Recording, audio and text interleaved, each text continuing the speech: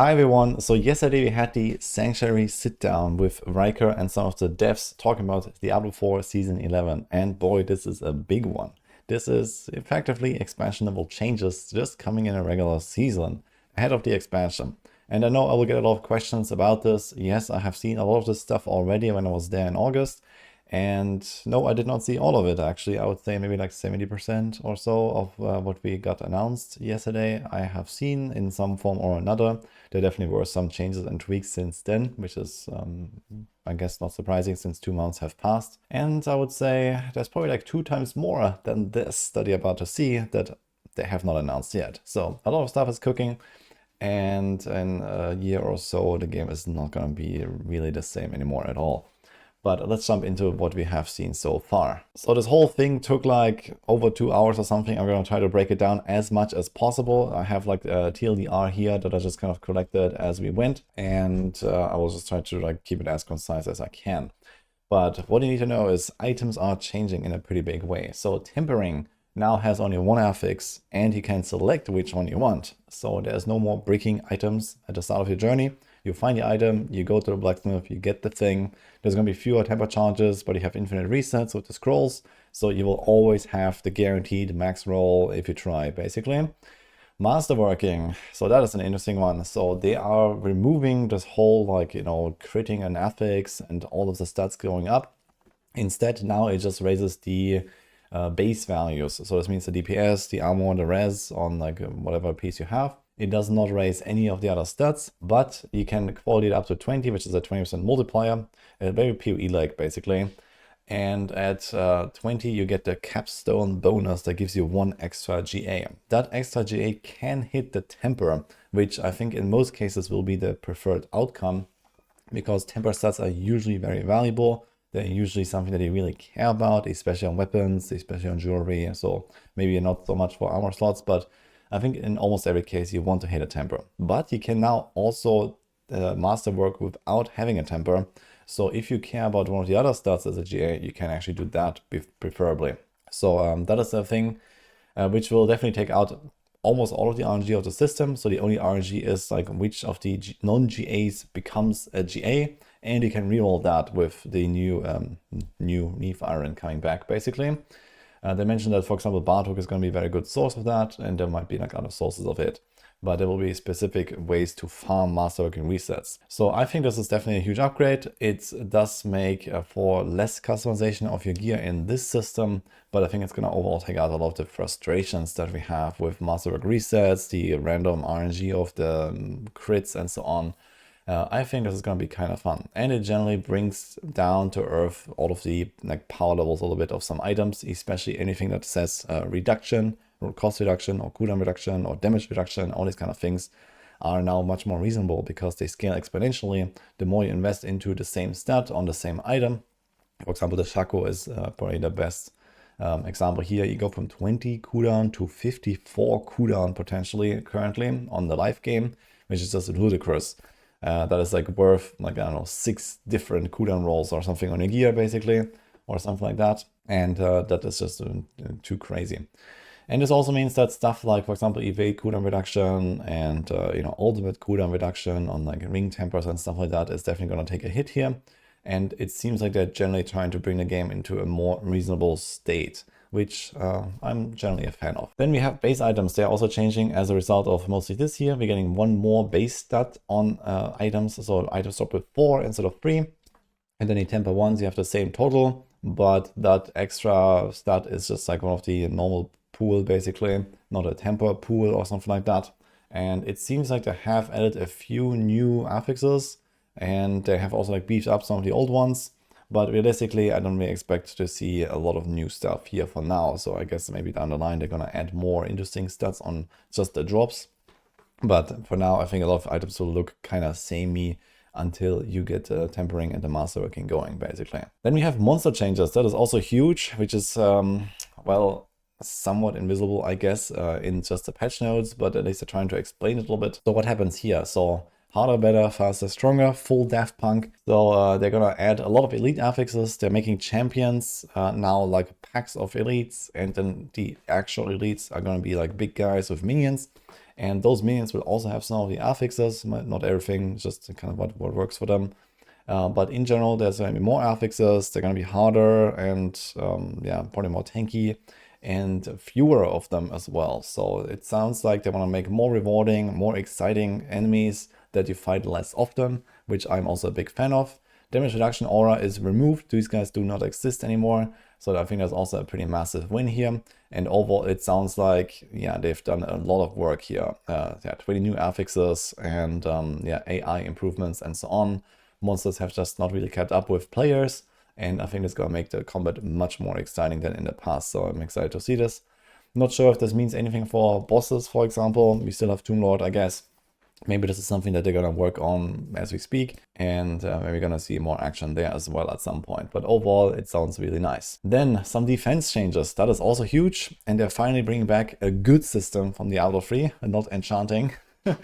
So in that case, we have the toughness stat coming back. So if you don't know this, in Diablo 3, you have effectively an effective hit point, like EHP calculator in the game, which shows you how much damage you can take, which was something that was severely lacking in Diablo 4, I think.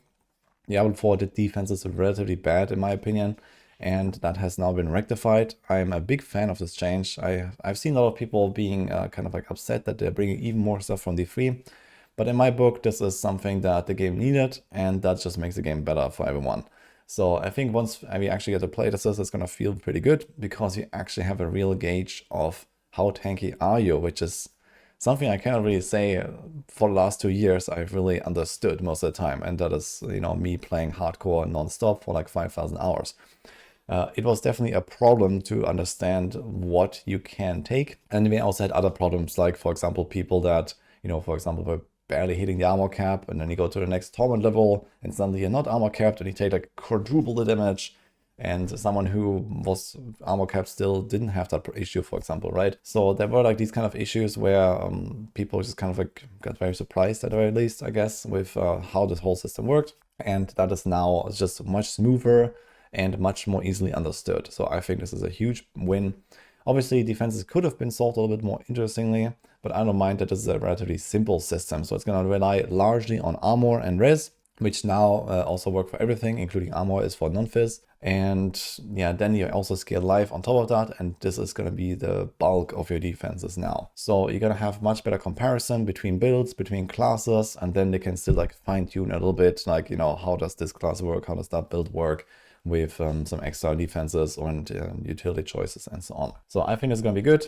And yeah, we'll see how this will play out. But overall, it looks like they've been trying to make the game harder and, you know, like more exciting, make defenses matter more, which is something that, you know, hasn't really been the case, at least since the expansion. Like defenses, no one cared really, right? Everyone has 5 offensive slots on their armor pieces and so on. We've seen that in Season 10, for example. So yeah, I think it's gonna feel a lot more meaningful. And especially from a hardcore perspective, I'm very excited for this. Then we have potions and healing. So that's kind of part of this whole like defensive update. We have 4 potions now, 35% instant heal. You can get 1 back every 30 seconds by default. Otherwise, you pick them up from the ground. They're bringing back life on hit, and they're also juicing up life on kill and life per second and % healing received. So it sounds like they want to make like combat also a little bit more like a back and forth, and not this full like, you know, one-shot fest that we have these days where, you know, okay, defenses don't really matter until you can just kind of get one-tapped by a boss or something.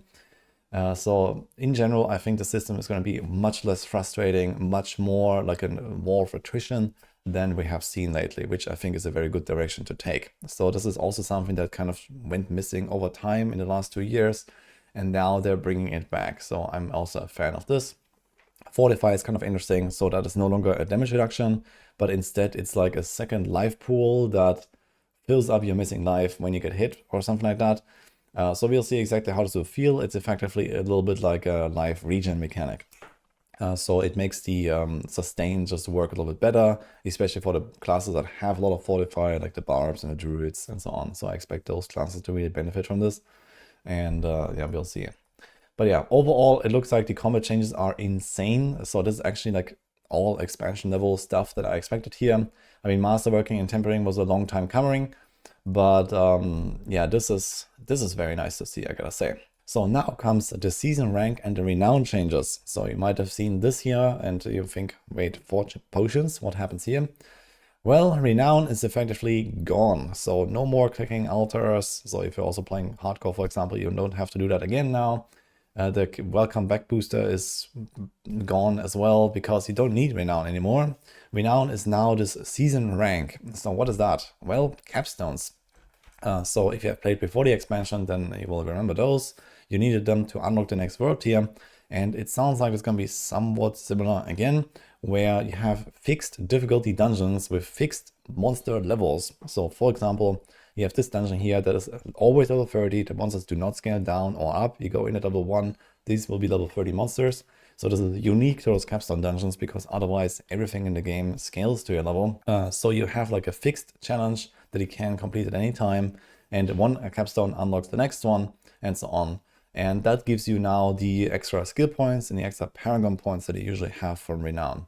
So if you have not finished Renown in the past, then, well, you don't need it anymore. But it also just makes the journey, like starting from level 1, a lot more interesting, I believe. And so you don't start with like 12 skill points at level 1 and just like blast everything. But you kind of work towards that. And at level 1, you will have no skill point, and then you get your first skill, and then you start putting in the points. So it's going to be like a much more reasonable progression. And then you have those capstones. So yeah, I'm a fan of that as well. I obviously love the capstones because they also give you like the opportunity to kind of fast forward a little bit, which is something that was really missing since the expansion with the difficulty changes. And okay, we can go to penitent difficulty, but if you're strong enough for penitent already, there is no other step beyond that that I can do to try to go faster, for example. And capstones really do that job very well, I think. So I'm excited to see those return. So these are obviously going to be some new capstone dungeons. It seems we've seen like a clip of that. It seems like, yeah, they have brought back a few things of like the bosses of the Citadel and so on. So that could be kind of fun. Looks like they're definitely going to be spiced up a little bit. And I'm not 100% sure about this, but it does sound like when you unlock these capstones, he could also go into torment difficulties before level 60 already. So this could be very cool as well. This is something I've been requesting for a long time. Like if you are strong enough to fight Torment 1 level 60 monsters at level 30 or level 35 and you have a Mythic equipped, for example, I think we should be able to do that. And maybe we now can. So we'll see when the PTR goes live. But this is definitely something to try out. And I think that will be very fun. Especially when it comes to like, you know, season starts and, you know, people that play a very strong build or are very experienced. I think they're going to have a lot more fun here. Then we have the tower and the leaderboards. So that is also happening. Leaderboards are coming back. So what happens here is we have effectively a kind of like a mirrored system to the pit, which is called the tower. So instead of going down, you go up. So this will have a leaderboard. And yeah, it's going to work somewhat similar to the tower, to the pit and to like Diablo 3 Greater Rift pushing. They're calling this a beta for now, and they kind of stress that this is an in-development feature that is going to see iteration over multiple seasons. So I expect probably for the next year or something like that, we're going to see some pretty massive swings here in the, you know, any kind of season update or maybe even mid-season. We'll see, but definitely much to be expected at least. So this also means like the leaderboards are kind of scuffed for now. So there is no way to inspect people right now, but I want to add that. It seems there is no SSF, which is a huge miss, and I think that leaderboards should have come out with SSF, but it also sounds like they are potentially willing to do that. So we'll see, but I think SSF is going to be required for these leaderboards to really matter, especially on softcore. I think it's going to be an absolute fiesta with like, you know, RMT, botting, whatever, right? So group play is just ridiculous, and you can't really put group players on the same leaderboard as solo players. But it is going to be very obvious once it actually goes live. But overall, this is going to be the feature basically. There's going to be some rewards in that system, not right now, that anyone can unlock. So there's going to be probably like certain tier thresholds where it's like a one-time unlock or something like that. So that, you know, anyone can kind of just try to climb the tower and get something, even if you're not on leaderboard, for example. There's going to be pylons coming back. There's 3 different types. One will be repeated. So this is going to be fixed in every run, but at different progression thresholds, it sounds. 10-minute run, including boss. There's going to be progression orbs, the free style, and there's going to be goblins in there, and then who knows what else. So this is what we got for the tower right now. It is definitely like a late game feature, something to, you know, test your build and try to compete against other people. I think it's good that we are getting something official finally in the game. I did expect we would have to get something like pit related or Greater Rift pushing related. I do not want to see this as the only leaderboard in the future. I would also still love to see other stuff coming back. To bring an example from Diablo 3 again, conquests I think are amazing, or some sort of like level / paragon ladder and so on. There could be a lot of stuff here where we can do a lot of things for like season start races and so on. But this is what we get for now. And as I mentioned, there's going to be a lot of iteration on this. So let's see. Then we have seasonal features. So that is a lot of stuff as well. So let's talk about this real quick. We have Sanctification coming to the game, which is a system here. Basically, it's corruption from PoE. So if you know Val Orbs, it's basically like that. So you can take your item and not break it with tempering, but you're going to break it with Sanctification, effectively. Well, not really necessarily. But effectively, you have a chance to do like one final step after doing all the other stuff with Masterworking and so on to sanctify it. And then you go to this Heavenly Forge or something, you put the item in, and there can be a bunch of different outcomes, including you get a random legendary power, or like maybe like a pool of legendary powers that can roll there. You can improve an affix to greater affix. You can add a special Sanctification affix, I don't even know what, or replace an existing affix with a Sanctification affix, or make the item indestructible. So this is basically kind of like the dot here, and this can potentially break your item. But all of this here are basically straight upgrades from what you already have.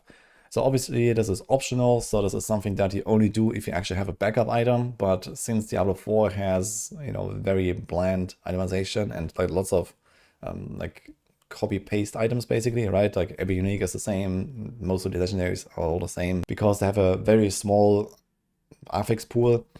So you can, just have 10 items ready to go and then go there and sanctify them until you get the thing you want, basically. So that's kind of like how I expect that to go. Obviously, that's a pretty large RNG feature at the end, but I think it's also going to be very fun to chase those insane outcomes, get those, whatever they are, special Sanctification affixes that might be really good. Getting extra legendary powers could be huge because you could unlock more multipliers, or you can, take a unique item where, usually in that slot you really want to have a certain utility aspect on your unique boots, but the unique boots are blocking them, right? So maybe you can actually roll for that and so on. So I think it's going to be very fun. And I think in Season 10 we have definitely seen that people are enjoying the item chase a lot with like an endgame grind with the chaos items.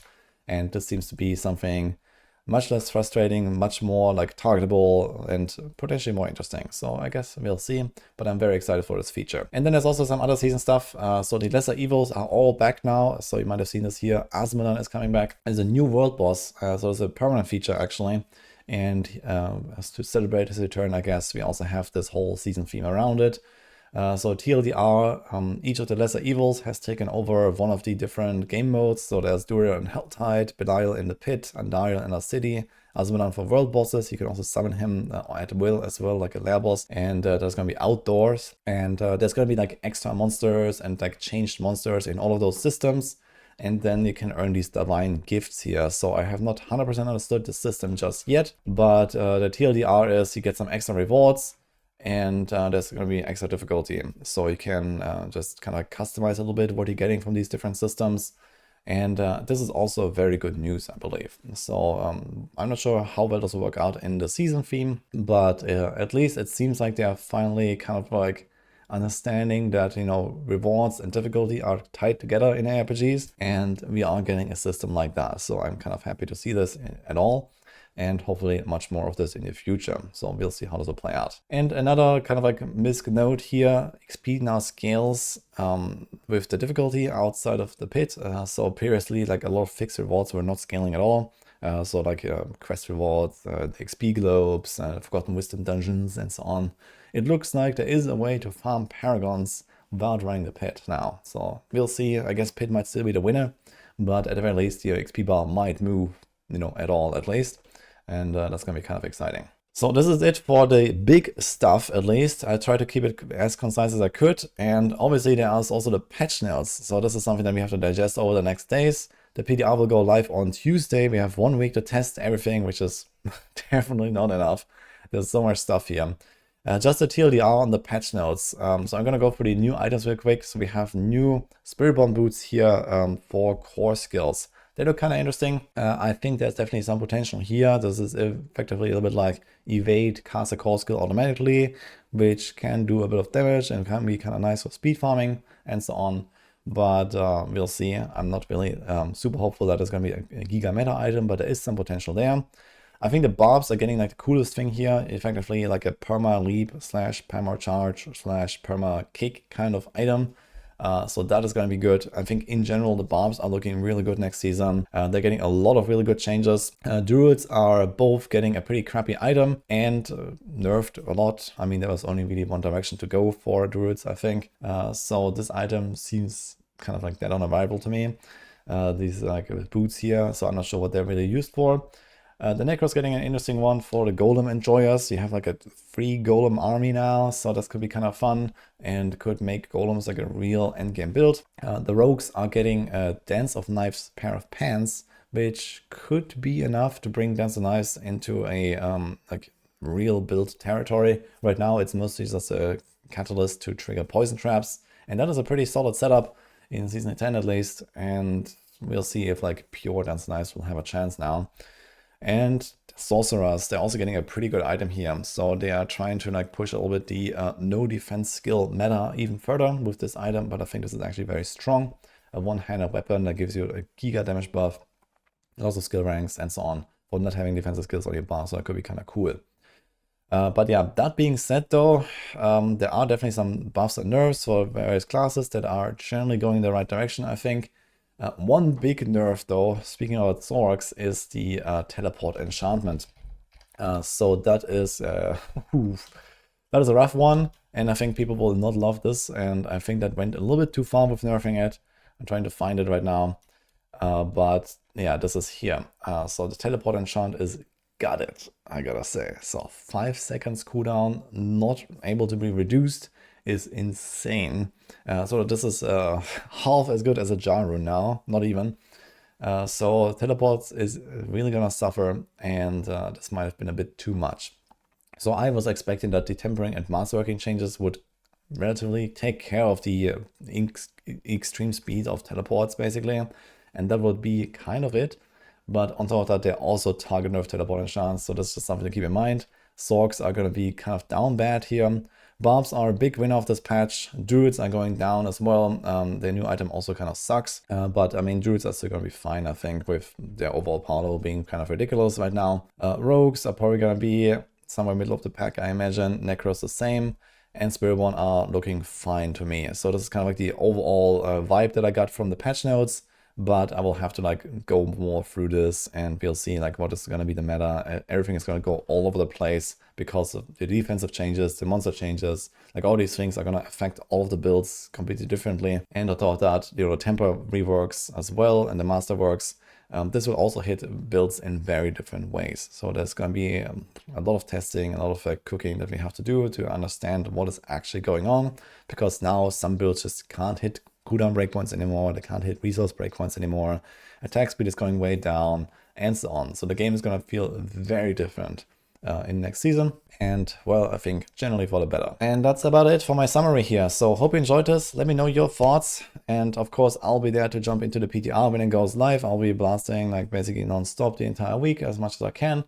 And then yeah, as well, leading up to season 11, I'm gonna be producing a lot of new guides, I guess, because everything is changing basically. And that's not even the expansion, so we'll see what happens then. So for now, that's what I got here. Like and subscribe for more content, and I'll see you guys next time.